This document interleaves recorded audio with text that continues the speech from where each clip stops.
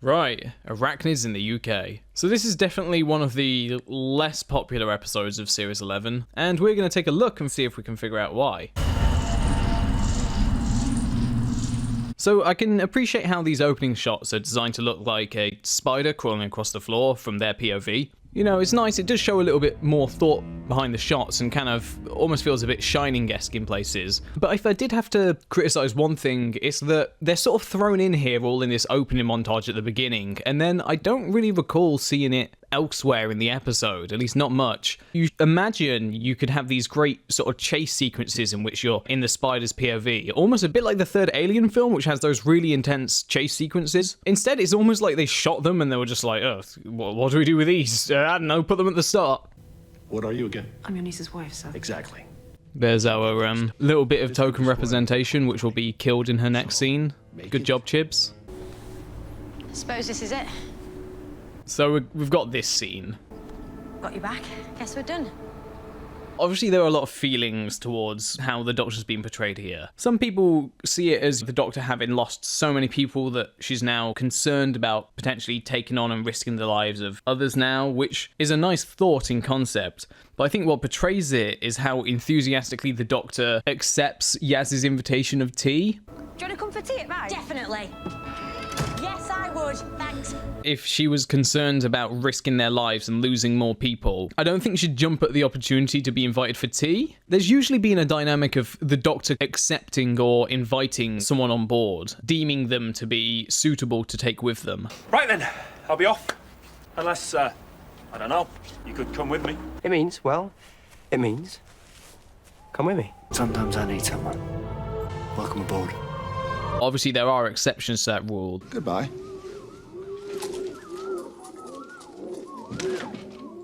But what's fascinating is just how it's framed, I think, is you've got the Doctor doing what feels like a very blatant display of her feelings and emotions. Pleasure. Oh, you know, back in the box. There's loads to see. By yourself? Yeah, I suppose.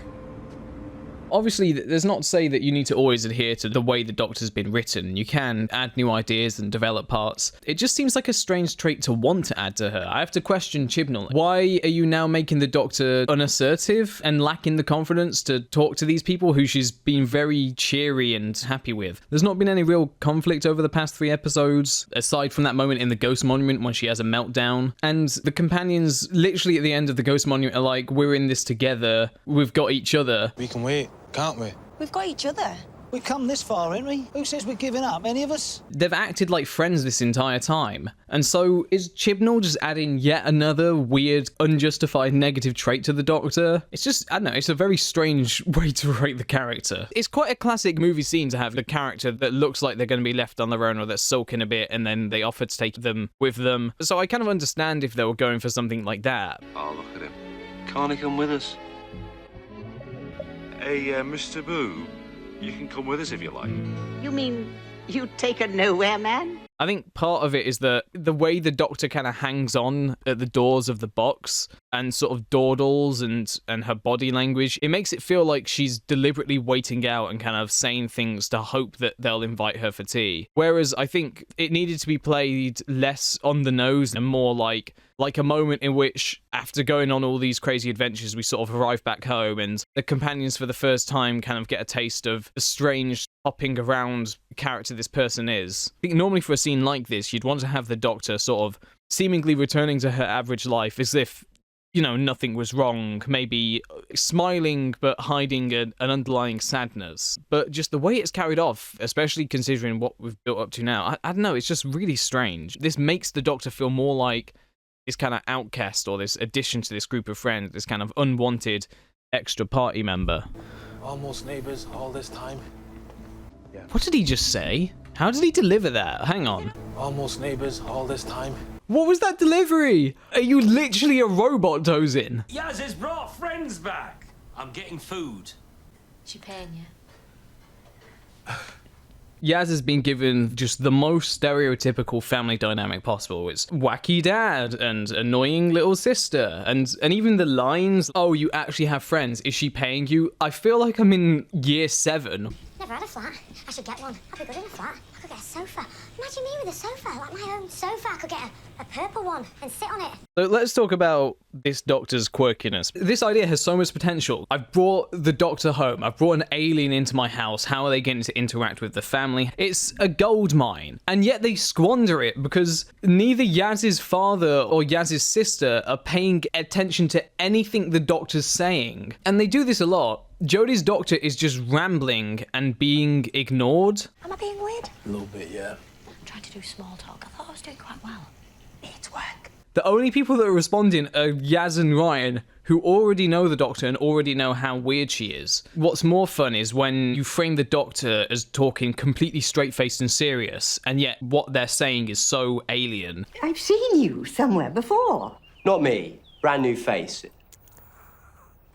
First time on. That's how you typically play something like that. Here, rather than having a conversation in which the Doctor attempts to talk to Yaz's sister or father, and they ask her questions in which she responds in weird, out-of-this-world frame references or says strange things, instead the Doctor's just rambling about having purple sofas in a flat. So there's not really much comedy, unless you just find the Doctor saying, "I'd like a purple sofa" alone to be funny, which is fine, but there's just not much of a dynamic joke going on. And I think this is why a lot of Jodie's quirky dialogue can feel a bit lost at times, is that often it's comprised of the fact that she says something quirky and that's the joke. They don't really play with the dynamics of who's in the room, who knows the Doctor, is the Doctor lying. It's just played straight and boring. I'm just socially awkward.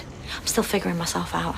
And then this thing, her saying that she's socially awkward, just figuring myself out. The Doctor's social awkwardness has usually come from them being an alien and therefore not understanding social norms. If you ever need me out of your hair, just give me a shout, okay? Why would I want that? It's not usually been that they're awkward in a social situation and don't know what to say. Okay, stop talking.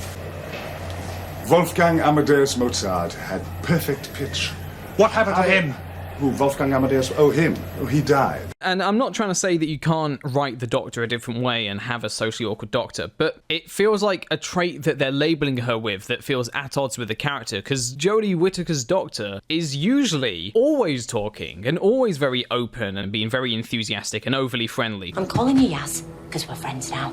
She doesn't come across as socially awkward, but now she has a conscious idea that she's been socially awkward. It's just a weird trait to label her with. Let me tell you about this mess. Don't get him started. Dad, we keep telling you, stop picking it up. Mum's gonna go crazy when she sees you brought it home again. So obviously this rubbish thing is setting something up, a little thread. I don't really feel like it's quite answered why he's been collecting rubbish. He just says, It's evidence. A total conspiracy. but I'm still not entirely clear on what it is about the rubbish that's drawn his attention. He just happens to have it, which just seems like a bit of a lazy way to try and set up, oh, there's stuff to do with rubbish in this episode, pay attention. Are you and Yaz Mates. We were at primary school together. just mates then? Yeah. That's good. Why does everyone feel like they're like half asleep or something? I get what's going for, and I often feel like Chibnall's scripts feel like they need to be punchier and livelier than the direction and execution is actually letting them be. I'm gonna make pakora. Dad, don't. He's terrible at pagode. We never meet your friends. She never brings anyone around. I find it weird how like Yaz insults his cooking and the dad just doesn't even respond to it. Like there's no banter back. Oh, you've got a parcel to pick up. Left with a neighbour. Yeah, been trying to get that for days. Couple of doors down, no reply. Do you want me to go get it while you make your terrible pakora? Again, it's weird. It's like, why are we not being allowed to see the juxtaposition between the way the Doctor acts and the responses of Yaz's parents and sister? That's like a slightly better example of writing in which the Doctor's an alien, therefore she just thinks, oh yeah, it's terrible pakora, I can just say that, that's fine. But rather than ending the beat, they let it linger and have like a J-cut where the road audio comes in. You make your terrible pakora? You'll have to learn how to change the Hoover bag now. And work out where I kept the spares. I think that shot is handled quite nicely because you have it panning around as you first hear Grace's voice as if he's hearing it in his head, and then you see her figure out of focus in the background. And I think that's quite a nice way of shooting that. I think it's nice that select focus has been used for a reason, and having Grace out of focus because she's not really there. She's like a figment of Graham's imagination. And I also like that the lines she's been given aren't a big, dramatic, emotional thing. She's just reading out mundane stuff that is now going to be a part of his life. I've got so much to tell you.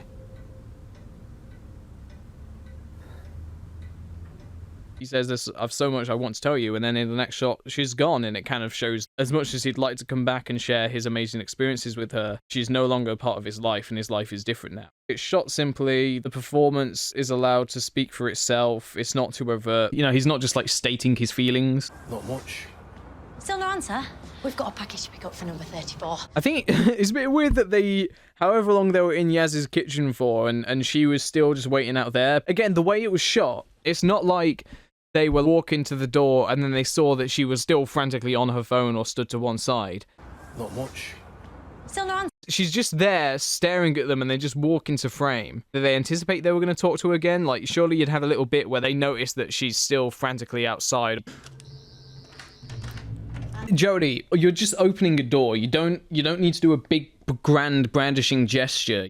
What you doing, sniffing coats? I don't like this one as much. I mean, it's only brief, but it sort of feels like it doesn't really need to be there. I think leaving Grace listing off the mundane things is nice. It made her really ghostly, like she's not really properly there. She's just a weird memory, but now she's actively talking to him.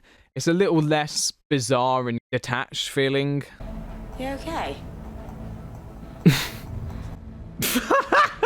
With all respect, you're in a house that's filled with cobwebs.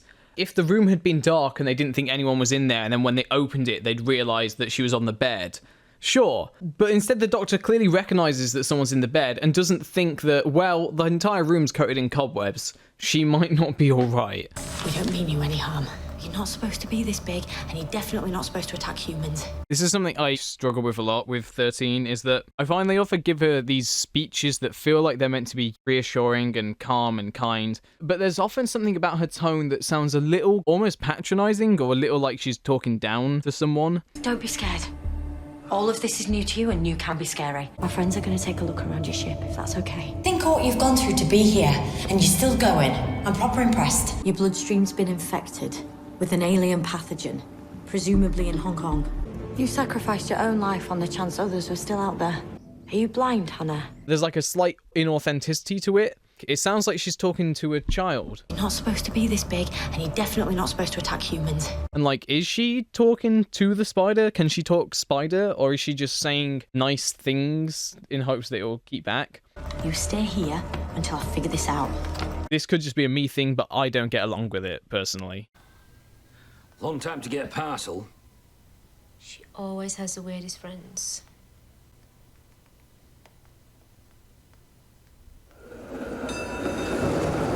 Oh, that was another... Oh, whoa, hey, ho, who forgot to turn off resampling on the train? What the fuck is that? Jesus Christ. Anyway, that was so weirdly handled because it lingered for so long. Obviously, the joke should be after long time to get a parcel, maybe the weirdest friends comment, and then bam, into the next scene. Instead, we just linger as we draw out and show the rubbish on the floor again. But yeah, what the fuck happened to this train? In fact, I reckon that it was moving a bit too slowly, so they tried to speed it up in post, and unfortunately, the frame rate, because the motion blur wasn't correct, they had to, like, I don't know, go in and dial in more. The place where Anna worked with me, it's just over the way. I'm a research fellow in zoology. Oh my god, I think that might be what happened. Unless it's just slowing down at a stop or traffic light or something. It's just over the way. I'm a research fellow in zoology. Oh, it's everyone's favourite representation about to be killed in her second scene. Oh my god! That scare moment, it just feels a bit flat because you don't even really get a hint of what attacked her. Usually there'd be like a shadow, or you'd get like a really interesting perspective shot where it like lifts up in front of them, and there'd be something to communicate the idea of something approaching her. She's just like, sees something that scares her and falls over. Oh my god! Like, what happens? Put the gun down, please, sir. She said that with like the exact same emphasis as Jodie Whittaker says to Ryan. Put the gun down, Ryan. Put the gun down. Yaz, you are a police officer, right? Like, surely if you're being threatened with a gun, you should be able to kind of be like, hey, not cool. I've had to deal with it. Well, me and Amelia Earhart. You'd like her, she's a right laugh. Again, in typical Chibnall fashion, no one seems to really care or respond to her. Like, at most, she gets a strange stare from the scientist lady. Also, this scene has the problem of the intrusive music that just kind of kills any semblance of a tone. Rare sightings, an increase in numbers. Spiders you don't normally see at this time of year. They have nothing in common. Different species, different quantities. I can't work out if they're confused, angry, scared. Or trying to send a message. I need to understand what the Doctor did, because this is like the equivalent of that scene from The Giant Claw where he fucking realizes it's a spiral. Well, see it? What has she figured out here? How did she join them together like that? And what is that even supposed to be? Is that supposed to be a spider's web? Obviously, this middle center point is meant to imply there's something there, and that's the hot spot. I guess they're showing that it escalates outwards. I just don't know what she's joined up here, and yet this is like a pivotal moment. And yet it doesn't make any sense. Like, oh, sure, she's smart. She can see a pattern. But apparently this is the spiders sending a message. Have the spiders sent a message, or is the Doctor using her knowledge of their behavior to work out that they must be coming from a center point? It doesn't make any sense. That's the problem. It's just a moment for them to figure out the source of the spiders. We just had that big exposition dump about all the spider shit going on. It would have been nice to have seen some of that. Either some cold openings or some kind of earlier scene setting scenes where we saw people encountering big spiders in strange locations or unusual signs of spiders, or on the news or newspaper articles. As well, there was all this talk about loads of spiders of different species, yet so far we've seen big spiders that look the same. Are you at the hotel where your mum works? Yeah. Can you let us in? Frankie! That's kind of funny. Where are you? So the spider doesn't look too bad. Spider looks alright. Yes, they can't be here. Nadja, you made a very awesome human. Tell me what's going on. That feels dated, even for 2018. You made a very awesome human. I have no more, Kevin. I'm compromised.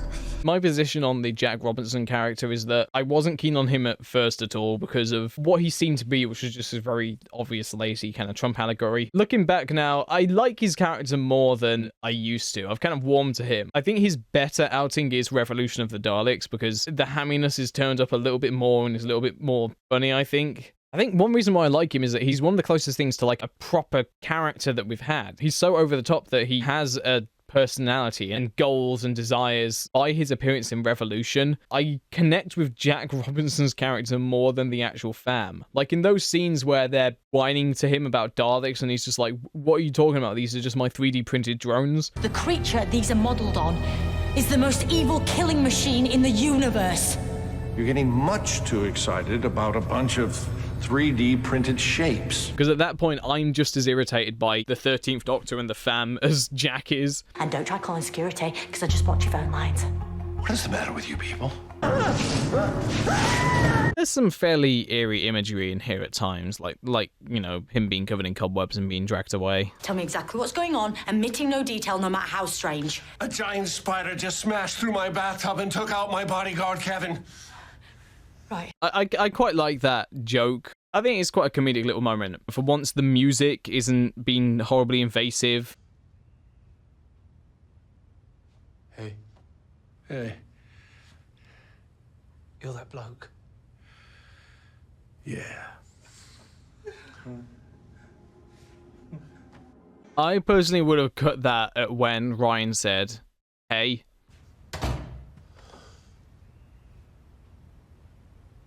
Hey. I think it lingers just a little too long in this version, which seems to be something I'm saying a lot about these comedic moments. Oh, that's bad.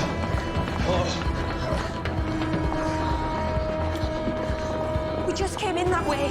More irritating Ryan going, oh, that's bad, and then we see what's bad. Why couldn't we have had they're running down, we think they're going to make it out, it's like, oh, it's just through here, and then we get the big visual reveal that it's coated in cobwebs. Instead, a few seconds before we see what happens, he says it, and then we get this really underwhelming just kind of pan reveal over. They know we're here, and they're trying to seal us in. They're trying to make the whole hotel their web.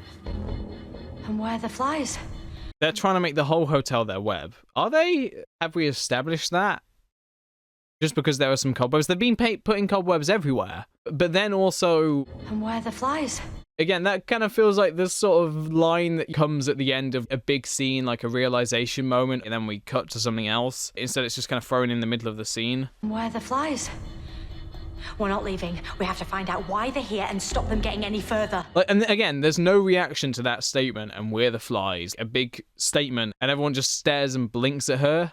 Why is this hotel the epicenter? The danger we've established so far has felt pretty low, because all we've seen has been like one small spider that wasn't really too fast. It didn't really attack anyone directly. They held it back fairly easily, and it seemed like what it did was mainly due to being left on its own. And then we've had a dead spider and an absolutely gigantic spider, which obviously managed to do some damage. I'm guessing due to budget constraints, not being able to show the spiders too much, there's not this sense that like the spiders are pursuing them, which is a shame, because honestly splicing in some of those crawling along the floor shots but fast from earlier could have been a nice way of implying that the spiders were catching up to them. Instead, this kind of has the Saranga conundrum problem of we've seen some glimpses of spiders, and now we're running around with the music kicking in and the pretense that we're under threat and something's going on. But there's not been enough visual or kind of story evidence to say that they're being pursued by the spiders. Whilst Kevin has died, Kevin didn't die as a result of them trying to get away from the spiders. Kevin died because Jack sacrificed him to save himself. It feels like they're just panicking because, okay, we're in a hotel with spiders,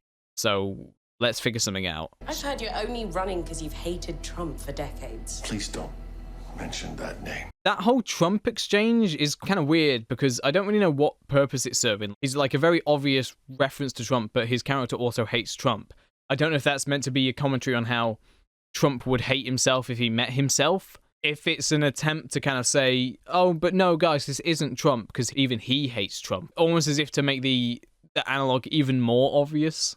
You didn't. You can't be president if you fight Yaz's mum. Nadia. That was kind of funny. There were like little glimpses of funny ideas every so often in a Chibnall script, and it's a shame because then the direction doesn't let them come through. I like the idea that Yaz's mum Nadia is continually correcting people who call her Yaz's mum. It's Nadia. And I kind of like the line, you can't be president if you fire Yaz's mum. It's kind of sweet. And as you can see, we've now entered the problem of it's over halfway into the episode, and we're standing around in the kitchen having a rather calm discussion. We don't know what the spiders are doing. There's no sense of immediate tension or danger, or they're getting ganged up upon. They're just kind of stood around chatting. Cause she's in charge, bro. Says who?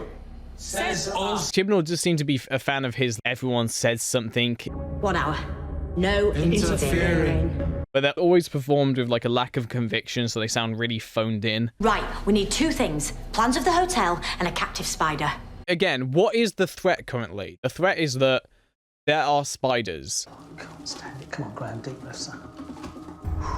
How did they know the spider was going to be coming around the corner? Like, we started that shot with a spider just walking, and then he encounters Graham, and we can hear Graham's voiceover. There's no setup to why the spider's there. There's no reason. I guess they just said, wait for one to turn up. Go on, get away. It's not that they were using something that they set up earlier that they knew would attract the spiders. They waited for one, and then they got one. So it's like, okay, we need to get a spider. And immediately in the next scene, they then get a spider, and there was nothing to it. They just got one. Behind you! Faster, come on! You know, whilst there's some danger at the end, it would have been nice if we'd set that up, the idea of, okay, if we get one spider, we risk setting all of them off or alerting all of them to our position. You know, you have like a fun set piece and that leads into a fun scene. That can't be accurate. It doesn't even have my panic room marked on it. That feels like a setup that's a little jarringly thrown in there. It's just kind of said nonchalantly as part of a throwaway line that no one really responds to. Sorry, but who are you? How do you know my daughter? Why haven't I met you before? Oh, not now. Yes, now. It's not a difficult question. It is a bit of a long answer. This is fascinating as well. It's like, have we even seen Yaz's mum since this episode? I guess her mum turns up in Demons of the Punjab. It's just a bit weird that they're now setting up this parental doctor distrust thing, which I literally do not remember what happens with Nadia and the doctor, so this will be interesting. We have 15 of these hotels. And so what we have done now as part of the script is we have moved from one stand in a room and have an exposition dump scene to now another stand in a room and have an exposition dump scene, where we're now learning about the truth behind the hotel, except it's a truth that I don't think was really seeded. I guess there were the scenes where you see his niece's wife go into that underground bit and you know that there's something up with the hotel. But there's that, and then there's the rather tenuous link to the rubbish that Yaz's dad was picking up. I don't know.